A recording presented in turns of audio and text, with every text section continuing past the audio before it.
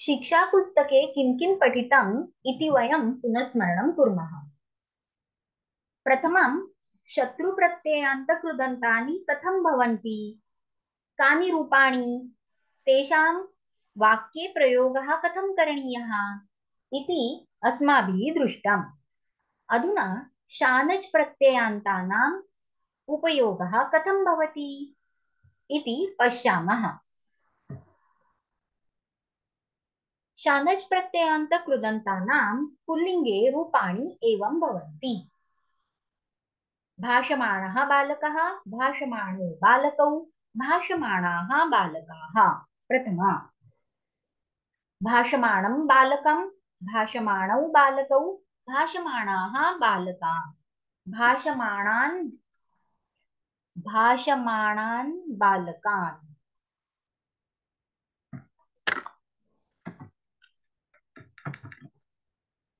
द्वितीया भाषमाणेन बालकेन, भाषमाणाभ्यां बालकाभ्यां, भाषमाणैः बालकैः। तृतीया भाषमाणाय बालकाय, भाषमाणाभ्यां बालकाभ्यां, भाषमाणेभ्यः बालकेभ्यः। चतुर्थी भाषमाणात् बालकात्, भाषमाणाभ्यां बालकाभ्यां, भाषमाणेभ्यः बालकेभ्यः।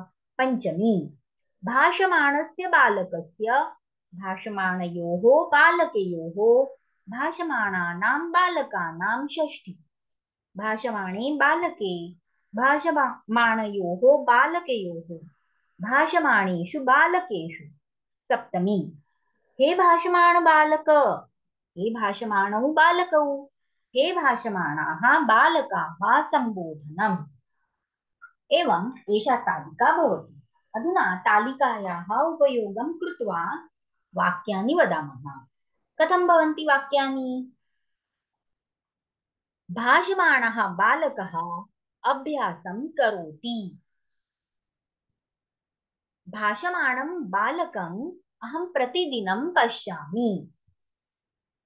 भाषमाणेन बालकेन उत्तमाः अङ्काः प्राप्ताः। भाषमाणाय बालकाय अहं पुस्तिकां ददामि। भाषमाणात् बालकात् अहं पुस्तकं स्वीकरोमि। भाषमाणस्य बालकस्य पुस्तकं तल्पे अस्ति। भाषमाणे बालके मम श्रद्धा अस्ति। हे भाषमाण बालक, परीक्षायां यशः प्राप्नोतु। एवं वाक्यानि रचयामः। पुनः नपुंसकलिङ्गे रूपाणि कथं भवति? अकारान्तशब्दस्य यथा रूपाणि भवन्ति, अकारान्तशब्दस्य तृतीयातः अग्रे यथा रूपाणि भवन्ति तथा एव रूपाणि नपुंसकलिङ्ग अकारान्तशब्दस्य भवन्ति। केवलं प्रथमा तथा द्वितीया विभक्तिः पुल्लिङ्गशब्दतः भिन्ना अस्ति, किन्तु नपुंसकलिङ्गस्य प्रथमा द्वितीया समानम् एव रूपं भवति। ब्रुवाणं मित्रं, ब्रुवाणे मित्रे, ब्रुवाणानि मित्राणि।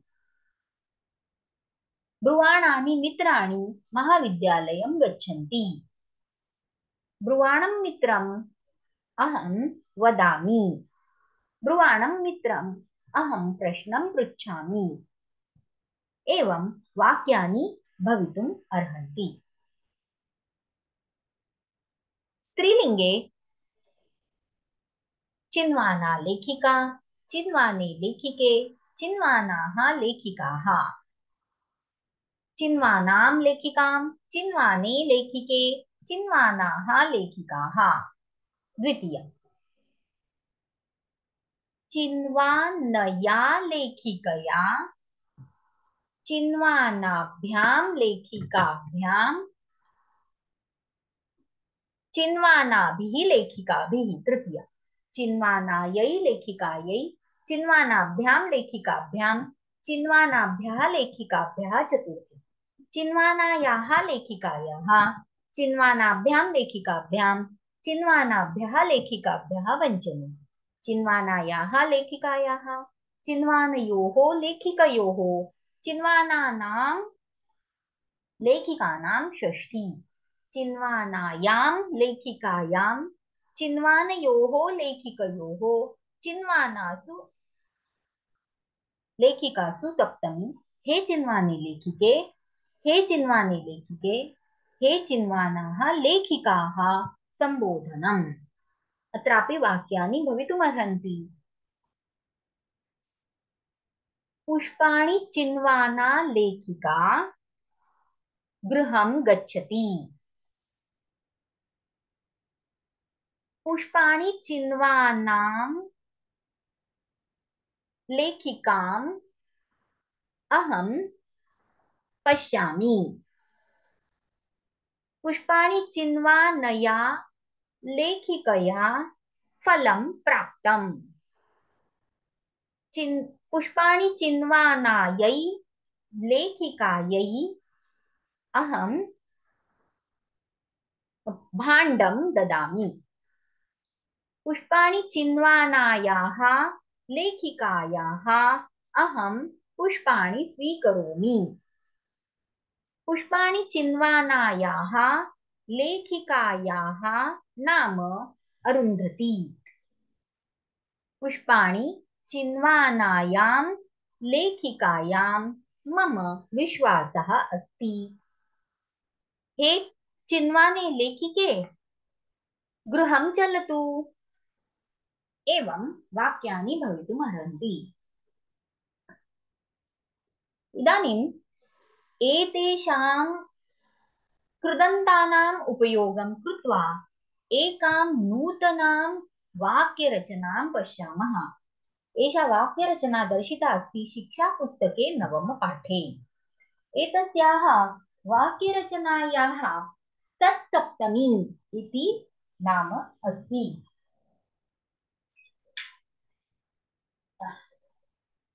सत्सप्तमी इति किम्? अत्र मराठी भाषया विवरणं लिखितम् अस्ति। अहं संस्कृतेन अपि वदामि। एका क्रिया अस्ति। वयं यदा क्रियायाः समयं ज्ञातुम् इच्छामः तदा वयं प्रश्नं पृच्छामः कदा इति। यथा क्रिया अस्ति छात्रः उत्तिष्ठति। प्रश्नः अस्ति कदा? छात्रः कदा उत्तिष्ठति? इदानीं समयं कथं दर्शयामः? सप्तवादने, पञ्चवादने, गुरुवासरे, मे मासे एवं वयं समयं दर्शयामः। किन्तु कदाचित् समयं दर्शयितुं वयं अन्यायाः क्रियायाः उपयोगं कुर्मः। कथं? छात्रः कदा उत्तिष्ठति?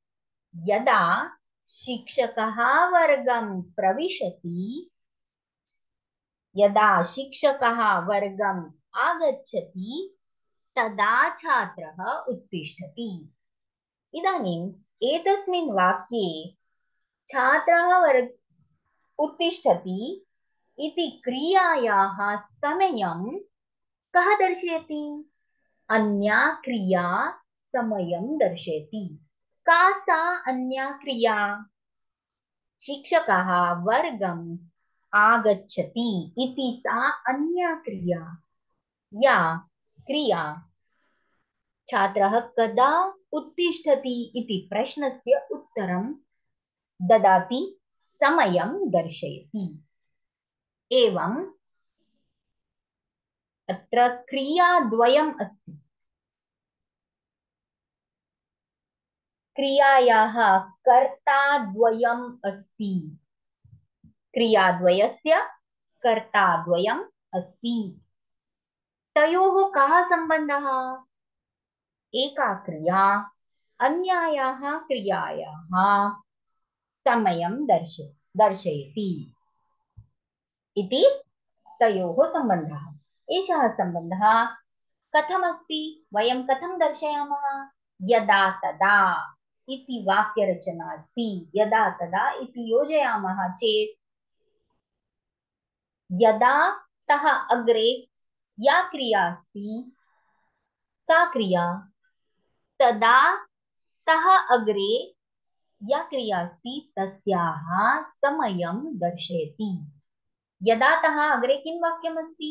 यदा शिक्षकः आगच्छति। एषा क्रिया एतद् वाक्यं समयं दर्शयति। अतः एतादृशं समयं दर्शयितुं वयं वाक्यरचनायाः उपयोगं कुर्मः। सत्सप्तमी, सतिसप्तमी, भावलक्षणसप्तमी इति तस्याः वाक्यरचनायाः नाम अस्ति। अधुना अत्र सप्तमी इति किमर्थम्? यतः समयं दर्शयितुं सप्तमी विभक्तिः भवति। अतः अत्रापि वयं सप्तमी विभक्ति उपयोगं कुर्मः। सप्तमी विभक्तेः उपयोगं कुर्मः। तर्हि कस्य सप्तमी करणीया? अत्र वाक्ये लकारः अस्ति चेत् तस्य क्रियापदस्य तु विभक्तिः न भवति। क्रियापदस्य केवलं पुरुषः वचनम् एव अस्ति। तर्हि तत्र क्रियादर्शकं कृदन्तम् आवश्यकम्। तेन तस्य कृदन्तस्य सप्तमी विभक्ति भवति।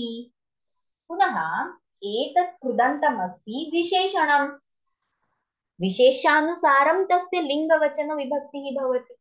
तर्हि तत्र कर्तरिप्रयोगे कर्ता तथा क्रियादर्शकं यत् कृदन्तम् अस्ति एतयोः द्वयोः सप्तमी विभक्तिः भवति चेत् सा क्रिया समयं दर्शयति। एषा वाक्यरचना समयं दर्शयति। अतः यदा शिक्षकः आगतः तदा छात्रः उत्तिष्ठति इति वाक्यमस्ति। अत्र शिक्षकः इति कर्ता, आगतः इति क्तप्रत्ययान्तं कृदन्तम्। तर्हि यदा तदा इति वाक्यरचना अस्ति। कर्तरिप्रयोगः अस्ति। कर्ता तथा कृदन्तं प्रथमा विभक्ति मध्ये अस्ति कर्तरिप्रयोगे। इदानीं यदा तदा निष्कासयामः शिक्षके इति सप्तमी, आगते इति सप्तमी। शिक्षके आगते छात्रः उत्तिष्ठति। एतद् वाक्यमस्ति। एषा वाक्यरचना अस्ति सत्सप्तमी अथवा सतिसप्तमी इति। कदाचित् यदा तदा इत्यस्य स्थाने यदि तर्हि अथवा यद्यपि तथापि इति अपि भावः अस्ति। तत्रापि सतिसप्तमी वाक्यरचनायाः योजना भवति। अत्र उदाहरणद्वयम् अत्र लिखितम् अस्ति।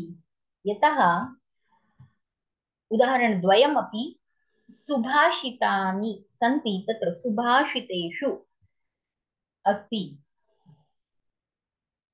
उदाहरणार्थं यत्ने कृते न सिद्ध्यति।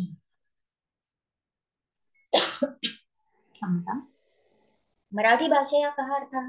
प्रयत्न केला तरी सुद्धा साध्य झालं नाही, सफल झालं नाही।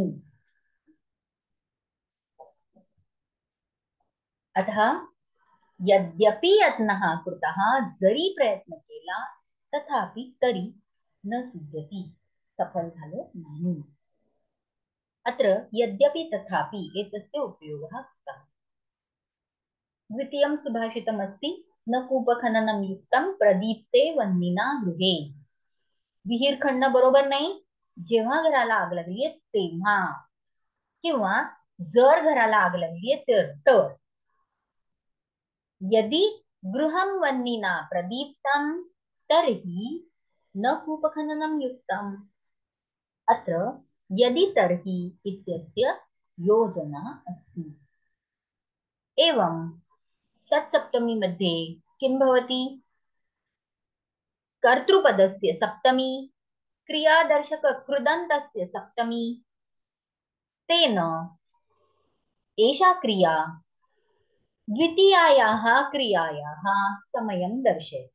यदि सति सप्तमी रचना न आवश्यकी तर्हि वाक्ये यदा तदा योजनीयम्। यदा प्रथमक्रिया प्रथमा विभक्ति मध्ये एते शब्दाः कर्तृपदं तथा क्रियादर्शक कृदन्तम्, अनन्तरं मध्ये तदा, तदनन्तरं द्वितीया क्रिया। यदा शिक्षकः आगतः तदा छात्रः उत्तिष्ठति। शिक्षके आगते छात्रः उत्तिष्ठति इति सति सप्तमी। अधुना एषा रचना यदा अस्ति तदा किं किं कृदन्तं भवितुम् अर्हति इति पश्यामः।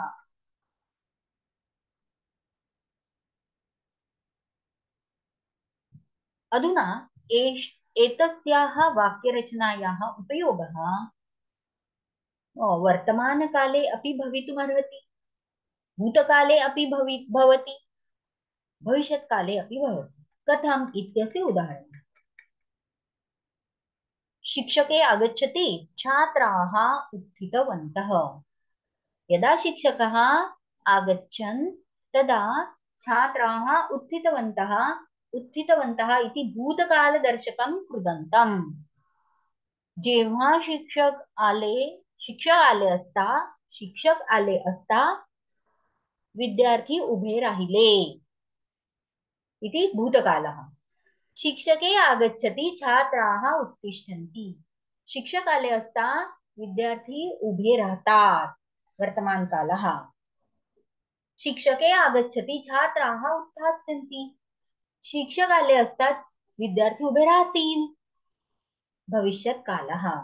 एवम् अत्र कालत्रयस्य उपयोगः भवितुमर्हति। कालत्रये अपि सति सप्तमी योजना भवति। अत्र कानि कृदन्तानि योग्यानि भवन्ति?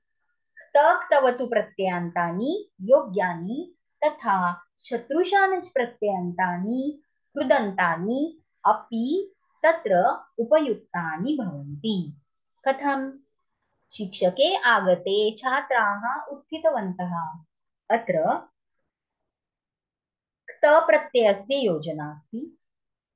शिक्षके आगतवती, छात्राः उत्थितवन्तः। अत्र क्तवतु प्रत्ययान्तस्य योजना अस्ति। शिक्षके आगच्छति, छात्राः उत्थितवन्तः। अत्र शत्रुप्रत्ययस्य योजना अस्ति। एवं तप्रत्ययान्तं, तवतु प्रत्ययान्तं, शत्रुशानच् प्रत्ययान्तं च सति सप्तमी वाक्यरचनायाम् उपयुक्तं भवति। एवम् अस्मिन् पाठे दर्शितम्। दशमपाठे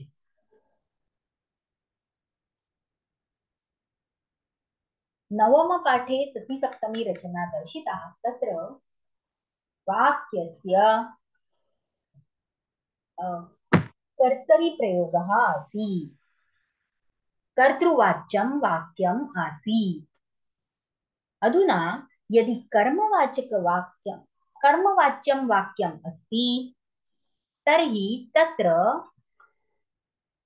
प्रत्ययान्तस्य एव उपयोगः भवति अथवा कर्मणि शानच् भवति। कथम् इति प्रथमं वाक्यानि पश्यामः।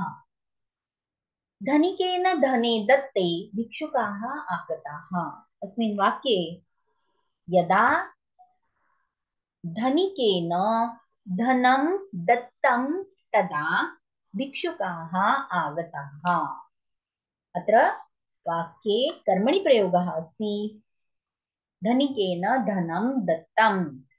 कर्मपदस्य सप्तमी अभवत्, क्रियादर्शक क्त प्रत्ययान्त कृदन्तस्यापि सप्तमी अभवत्। धने दत्ते यदा धनिकेन धनं दत्तं तदा भिक्षुकाः आगताः इति वाक्यम् अत्र अस्ति। अत्र कर्मणि प्रयोगे यदि वर्तमानकालवाचकं कृदन्तम् आवश्यकम्। अत्र क्त प्रत्ययान्तं दत्तम् इति भूतकालं दर्शयति। यदि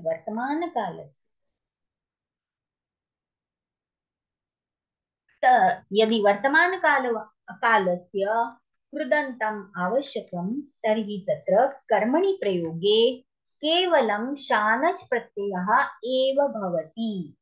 कर्मणि प्रयोगे केवलं शानच् प्रत्ययः भवति। तत्र शत्रुप्रत्ययः कर्मणि प्रयोगे न भवति। कर्मणि प्रयोगे केवलं शानच् प्रत्ययः भवति। पुनः कर्मणि रूपं दर्शयितुं यथा अस्माकं लट् लकारे पश्यतु, ददाति इति रूपम् अस्ति। लट् लकारस्य दीयते इति रूपं भवति। तथा अत्रापि परिवर्तनं भवति, मध्ये य आगच्छति। यथा करोति इति क्रियापदमस्ति, लकारः अस्ति लट् लकारः, क्रियते इति कर्मणि रूपम् अस्ति। करोति इति कर्तरि रूपं लट् लकारस्य, क्रियते इति कर्मणि रूपम्। एवं ग्रसति इति कर्तरि रूपं लकारस्य लट् लकारस्य, ग्रस्यते इति कर्मणि रूपम्। गायति इति कर्तरि रूपं लट् लकारस्य, गीयते इति कर्मणि रूपम्। एवं यथा कर्मणि रूपं भवति तस्य अग्रे मान् प्रत्ययस्य योजना भवति। तत्र कः अपि धातुः भवतु, केवलं कर्मणि प्रयोगे कर्मवाच्ये शानच् मान् इति प्रत्ययः एव भवति। अतः धनिकेन धने दीयमाने भिक्षुकाः आगताः। धनिकाकडून धन दिलं जात आहे, दिलं जात असताना भिक्षुक आले। धने दीयमाने, अत्र कर्मपदस्य सप्तमी दीयमाने इति रूपं दा धातुः, तस्य कर्मणि रूपं दीय, तस्य अग्रे मान इति प्रत्ययः, दीयमान, दीयमाने इति सप्तमी। भक्तैः ध्याने क्रियमाणे वार्तालापं मा करू। भक्तांकडून ध्यान केले जात असताना तू गप्पा नको मारू। राहुणा चंद्रे ग्रस्यमाने भोजनम न करणीयम। राहूकडून चंद्राला गिळले जात असताना आपण भोजन नाही करू। तया गीते गीयमाने सर्वाः तृप्ताः। तिच्याकडून गीत गायले जात असताना सगळ्याच महिला तृप्त झाल्या। एवं अत्र कर्मणि शानच् इति रूपं योजितम् अस्ति। यत्र कर्मणि प्रयोगः अस्ति तत्रापि सति सप्तमी वाक्यरचना भवितुम् अर्हति। अत्र क्त प्रत्ययान्तस्य कृदन्तस्य योजना भवति, अथवा कर्मणि शानच् कृदन्तस्य योजना भवति। अत्र भक्तैः ध्याने कृते वार्तालापं मा कुरु। राहुणा चंद्रे ग्रस्ते भोजनं न करणीयम्।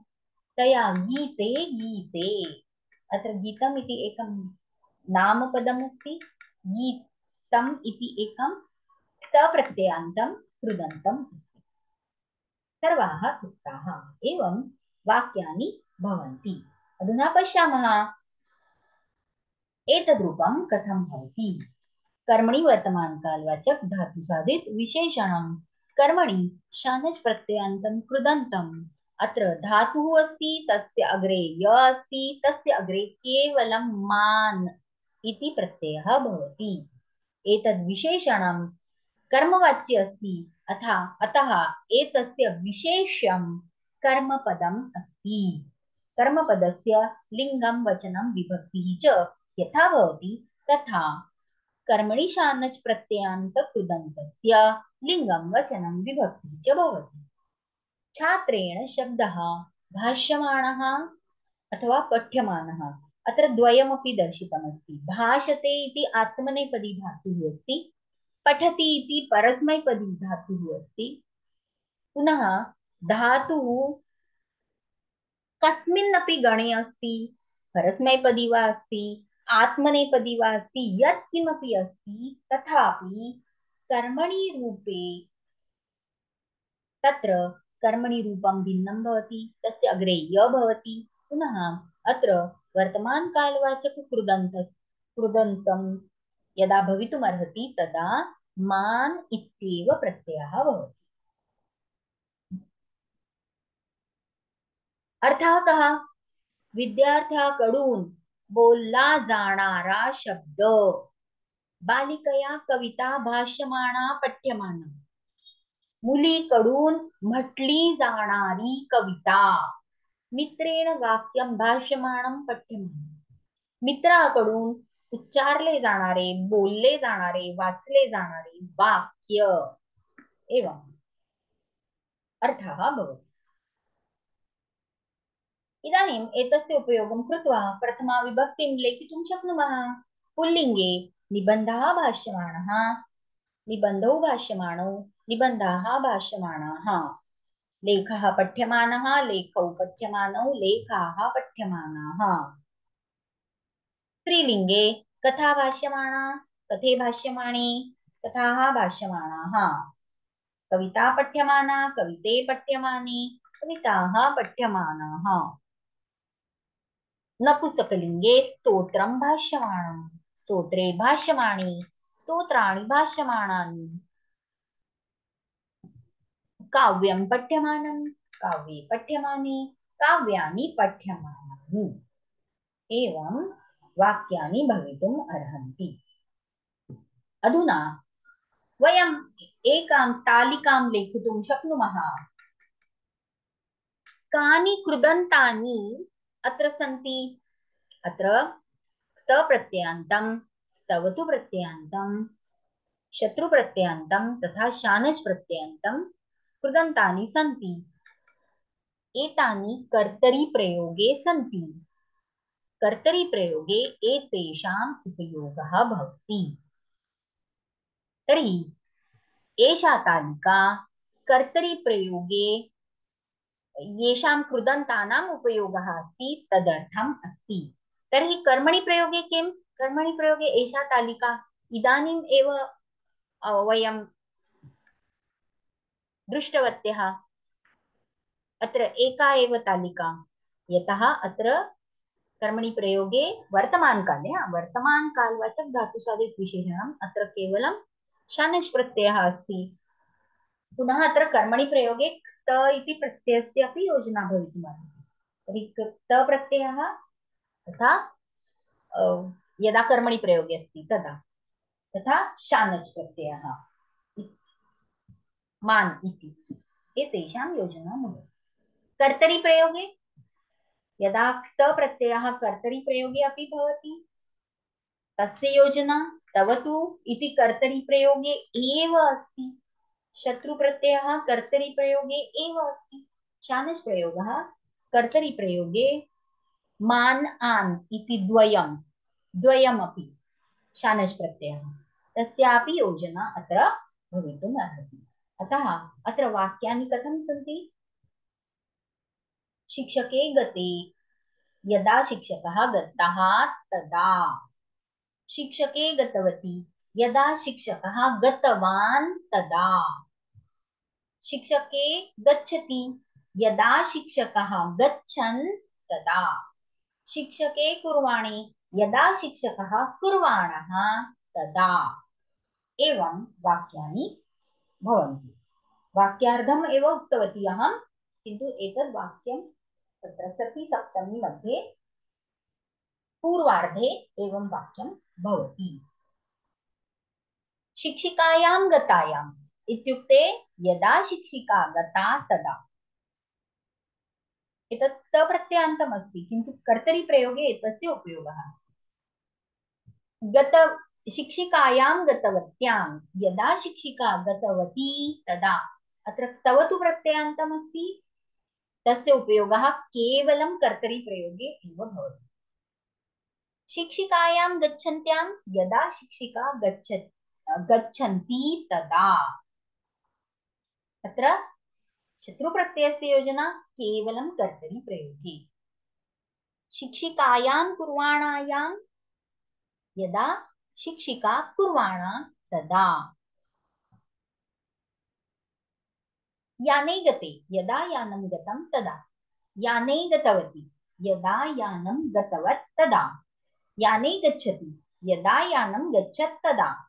याने कुर्वाणे, यदा यानं करोति, किं शब्दं करोति, स्थित्कारं करोति, ध्वनिं करोति तदा।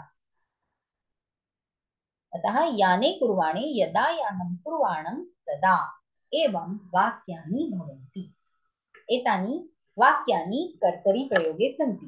कर्मणि प्रयोगे कथं सन्ति वाक्यानि? शिक्षकेन निबन्धः भाष्यमाणः, छात्रेण लेखः पठ्यमानः।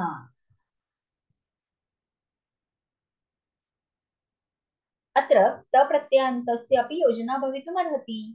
शिक्षकेन निबन्धः भाषितः, छात्रेण लेखः पठितः।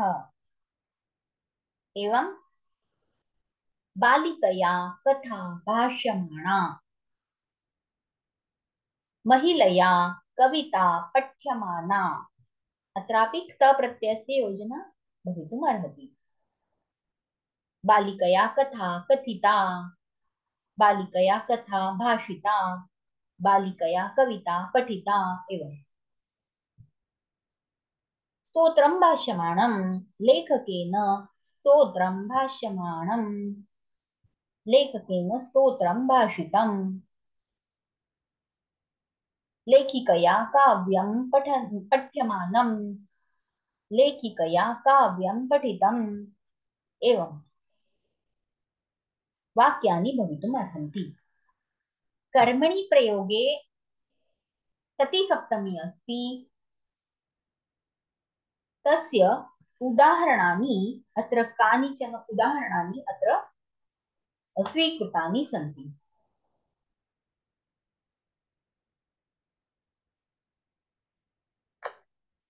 उदाहरणार्थं प्रथमं वाक्यं, ध्रुवकुमारेण वन्द्यमाने नारदे माता आनन्दिता।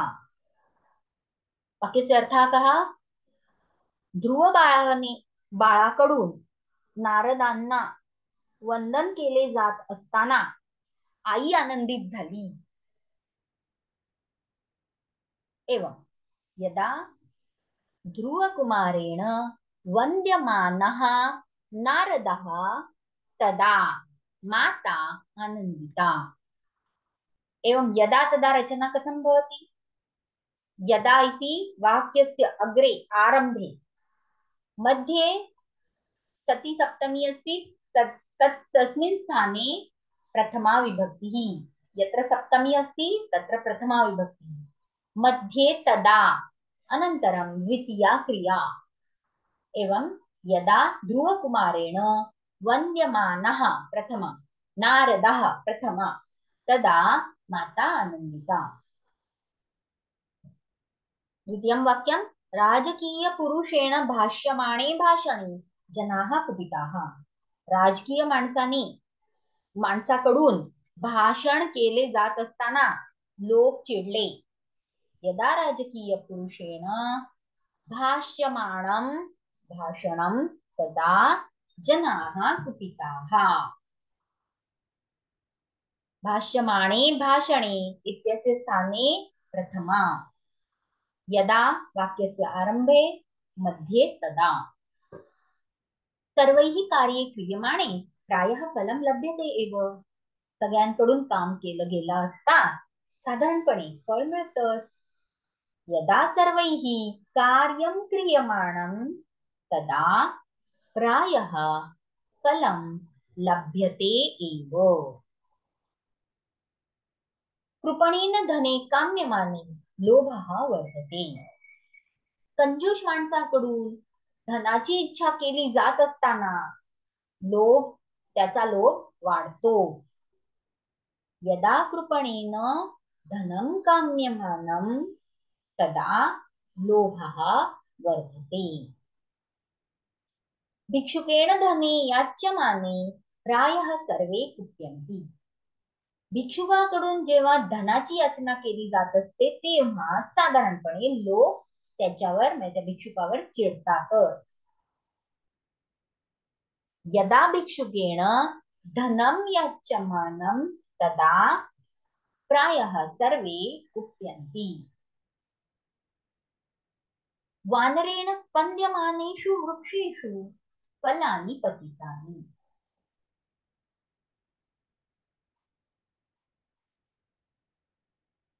वानरांकडून झाडे हलवली जात असताना त्या झाडांवरून तो शब्द लिहिला नाहीये तिथे, फळे खाली पडली. वानराकडून झाडे हलवली जात असताना फळे खाली पडली. यदा वानरेण स्पन्द्यमानाः वृक्षाः तदा फलानि पतितानि. अत्रापि स्पन्द्यमानेषु वृक्षेषु इति सप्तमी मध्ये सन्ति शब्दाः. तेषां तयोः प्रथमा विभक्तिः. यदा तदा